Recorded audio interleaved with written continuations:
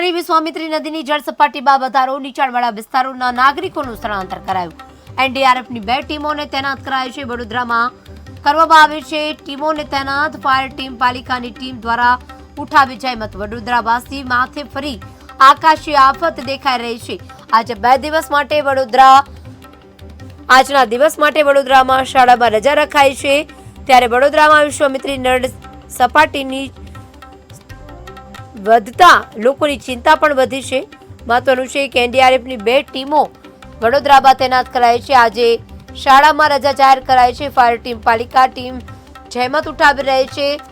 તંત્ર સાવચેત પગલાં લઈ રહી છે। ત્યારે વડોદરાવાસીમાં ફરી એકવાર ચિંતામાં મુકાયા છે, કારણ કે વિશ્વામિત્રીની નદીની જળ સપાટીમાં ધરખમ વધારો થયો છે। જોકે ગત સાંજે ત્યાં સુધી વરસાદ ક્યાંક ઓછો પડી રહ્યો છે। અત્યારે વરસાદે થોડોક વિરામ લીધો છે, ત્યારે ફરી એકવાર પાણી ઓસરવાની શક્યતા છે। હાલ સંકટ જે હતું તે નથી, પરંતુ વડોદરાવાસીઓ ફરી એકવાર ચિંતામાં મુકાયા છે।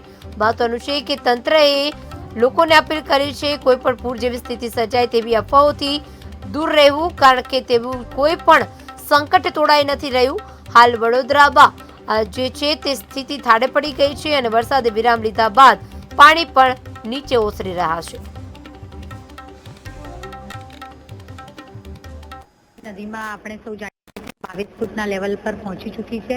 ત્યારે 22 ફૂટના લેવલ પર આપણે પહેલું સાયરન વગાડતા હોય છે। 24 ફૂટમાં તૂટક સેકન્ડ વખત લોકોને માહિતી મળે એ માટે સાયરન વગાડવામાં આવતું હોય છે અને લોકોને શિફ્ટિંગની કામગીરી જ્યારે 20 ફૂટનું લેવલ ક્રોસ કરે ત્યારથી કરી દેવામાં આવતી હોય છે। તે મુજબ અત્યારે લગભગ 200 જેટલા લોકોને અલગ અલગ નગર પ્રાથમિક શિક્ષણ સમિતિની શાળાઓમાં શિફ્ટિંગ કરવામાં આવ્યા છે, જ્યાં તેમની રહેવાની, જમવાની અને મેડિકલની ટીમ પણ ત્યાં કોઈકને જરૂર પડે તો એના માટે મેડિકલની ટીમ પણ ત્યાં આગળ અવેલેબલ રાખવામાં આવી છે।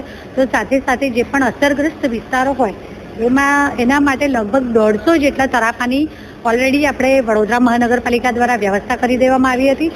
તેમાંથી 34 જેટલા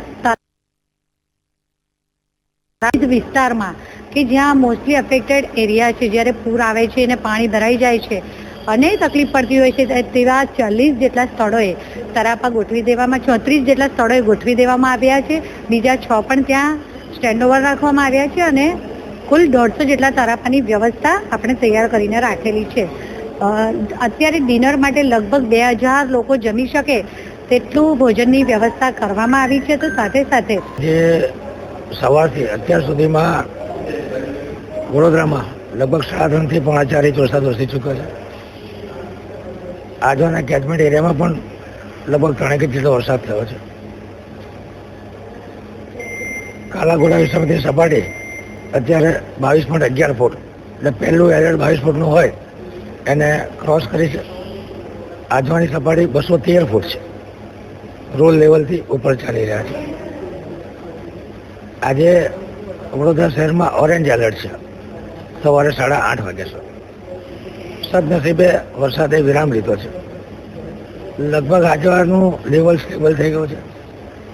વિશ્વામિત્રી નદીમાં જે પાણીની આવક આવી રહી છે, જે વિશ્વામિત્રીના કેચમેન્ટ એરિયામાં પાણી પડ્યું છે, ધીરે ધીરે વિશ્વામિત્રી નદીમાં આવી રહ્યું છે। ધીરે ધીરે વિશ્વામિત્રી સપાટી વધી રહી છે। લગભગ છેલ્લા 1 કલાકમાં 1.5 ફૂટ એની સપાટી વધી છે। સપાટી વધવાની જે સ્પીડ છે ઘટી રહી છે। માનો 1 થી 2 માં 1 કલાક જે બપોરે ધોધમાર વરસાદ વડોદરા સિટી અને ગ્રામ્ય વિસ્તારમાં પડ્યો, એના કારણે અને ગ્રામ્ય વિસ્તારમાંથી જે પાણી વિશ્વામિત્રી નદીમાં આવી રહ્યું છે એના કારણે નદીનું જળસ્તર વધી રહ્યું છે। અત્યારે 22 ફૂટ એટલે કે એલર્ટ લેવલ પર વિશ્વામિત્રી પહોંચી છે અને 25-26 ફૂટ થતાં લો લાઇંગ એરિયામાં પાણી ભરાય છે। એટલે ખાસ કરીને હું કહેવા માંગુ છું કે લો લાઇંગના લોકો હોય એમણે સાવચેત જગ્યા રહેવું અને અમે શિફ્ટિંગની વ્યવસ્થા ગોઠવી છે, એનો પણ ઉપયોગ કરી અને શિફ્ટ થઈ જાય એડવાન્સમાં। સાથોસાથ અત્યારે orange alert, all of sudden orange alert આવ્યું છે। અત્યાર સુધી યલો એલર્ટમાં હતા, હવે ઓરેન્જ એલર્ટ છે, એટલે કદાચ વરસાદ રાત્રે પણ પડે। એટલે વરસાદ પડે અને વિશ્વામિત્રીનું સ્તર વધે છે, એના કારણે વિશ્વામિત્રીનું સ્તર વધવાનું સંભાવના વધી ગઈ છે। એટલે લોકોને હું સાવચેત રહેવા સૂચન કરું છું અને નીચાણવાળા ભાગવાળા જે લોકો છે એને ઉંચાણ ભાગ અથવા શિફ્ટ થઈ જવા અને અમે જે મશીનરી ગોઠવી છે એનો ઉપયોગ